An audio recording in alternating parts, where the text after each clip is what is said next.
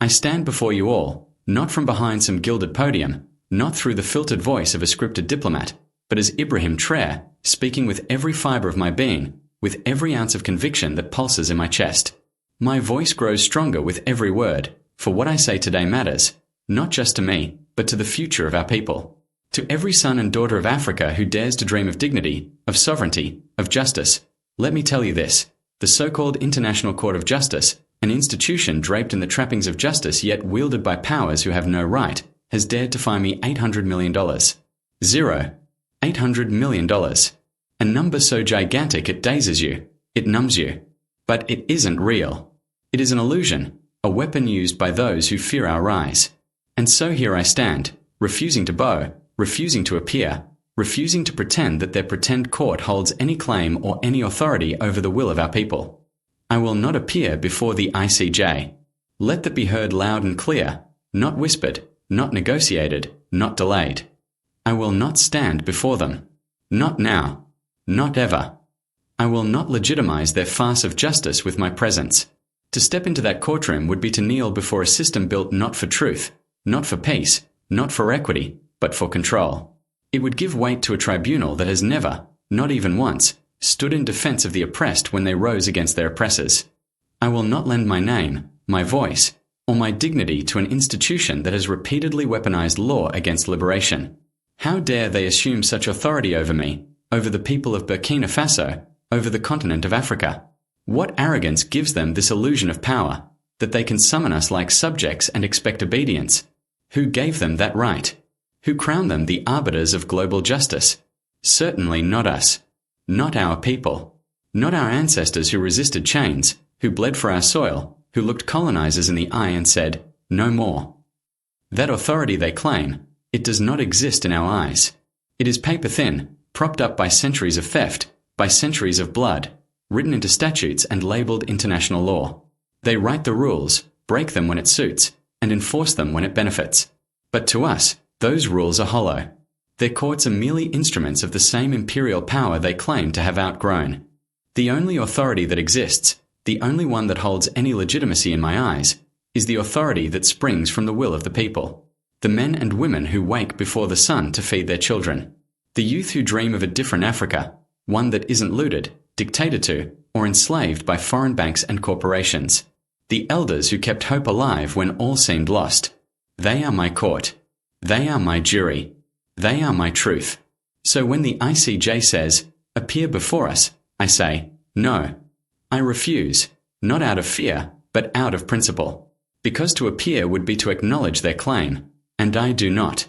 I reject it in totality. I will not stand before a court that never stood for us. I will not be lectured on law by those who have never obeyed it themselves when the cost was their profit. I will not be judged by a system that has no soul and no shame. Let them write their judgments in gold ink. Let them stamp them with all their seals and signatures. I will not bow. I do not recognize their ruling. I do not recognize their jurisdiction. My allegiance is not to The Hague. My allegiance is to the streets of Ouagadougou, to the red soil of our villages, to the dreams of a continent still breaking its chains. So take your summons, your threats, your headlines, and return them to sender. Because I, Ibrahim Trare, President of a sovereign people, will not attend your courtroom. I will not validate your injustice with my silence or my submission. I refuse. They ask me why. Why do I refuse to appear? Let me tell you. Because every step of their process reeks of colonial arrogance. They dictate terms from ivory towers while ignoring the suffering forced upon our continent. They covered our minerals, our land, our labor. And the moment I had the audacity to cancel those predatory contracts, the moment I chose the people over returns for foreign investors, they struck back with this theatrical, illegal fine. This fine is not about money. Let no one be fooled by the numbers they throw around in their cold, calculated statements. This is not about $800 million. This is not about economics. This is about control. This is about power. It is about punishing defiance. It is about making an example of any African leader bold enough to stand up and say, "No more." It is about sending a chilling message to every corner of the continent. Obey or be crushed. Submit or suffer. Sign the contract or face the courtroom. Keep the mines open to foreign hands. or they will come for your name, your leadership, your legacy. They want to make it clear, you do not have the right to say no. You do not have the right to redirect the wealth of your own land. You do not have the right to serve your people first. They do not fear corruption. They fear integrity. They fear independence. They fear a leader who cannot be bought and a people no longer blind to the theft that's been dressed up as investment for decades. They act as though the rivers of gold, the veins of ore, the diamonds and rare earth minerals in our land were somehow theirs by birthright. As if these riches, formed in the heart of our soil, watered by our sweat and blood, belong to them, not to us. As if we are trespassers on our own inheritance. That is the depth of their delusion. That is the audacity of empire. And it goes even deeper. Because it is not only about the minerals, the contracts, the profits. No. At its core, this is about the future of our children. They look at our next generation and see only laborious, not leaders. Resources to be extracted, not minds to be nurtured. They would rather our youth be chained to dependency, to desperation, to begging for aid that was stolen from us in the first place. They presume to decide what kind of schools we build, what kind of health systems we fund, what kind of food ends up on our tables. They have the arrogance to believe that they, not us, hold the keys to our future.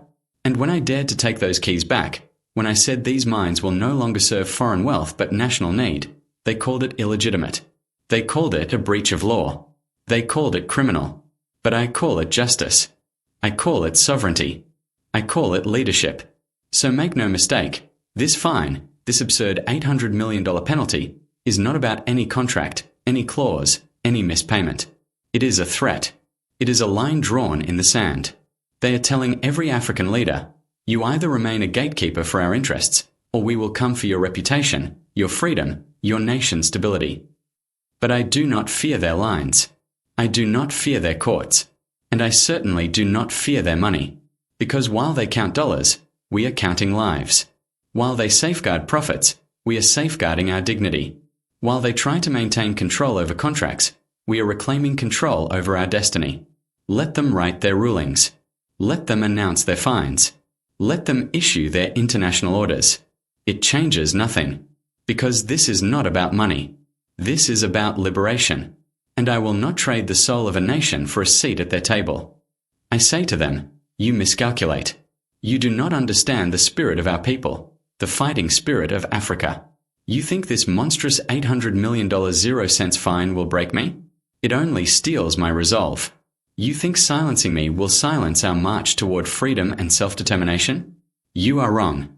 And to the handlers behind the ICJ, call them Western powers, call them the system, call them what you will. They tremble when their contracts are torn, their profits vanished.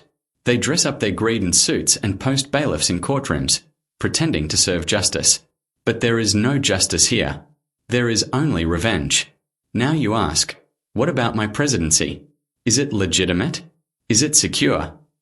You ask these questions not because you care about democracy, not because you are defenders of the will of the people, but because my leadership threatens your grip.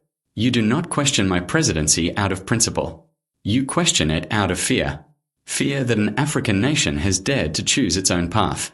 Fear that a leader has risen who does not ask your permission to serve his people. Fear that the age of puppets is ending and the age of purpose has begun. Let me be absolutely clear. My presidency is not dependent on your courts or your declarations. It is not conferred by signatures in Geneva or approval from bureaucrats in Brussels. It is not contingent upon the judgment of foreign media or the blessing of think tanks who have never set foot in the realities we live. My presidency is rooted where it must be, in the hearts and hands of the people. It is rooted in the trust they placed in me, not because I spoke softly, but because I spoke honestly, not because I promised compromise, but because I promised courage. I walk with them. I listen to them. I bleed with them. And I build with them. They are my legitimacy. Their hope is my mandate. Their struggle is my mission.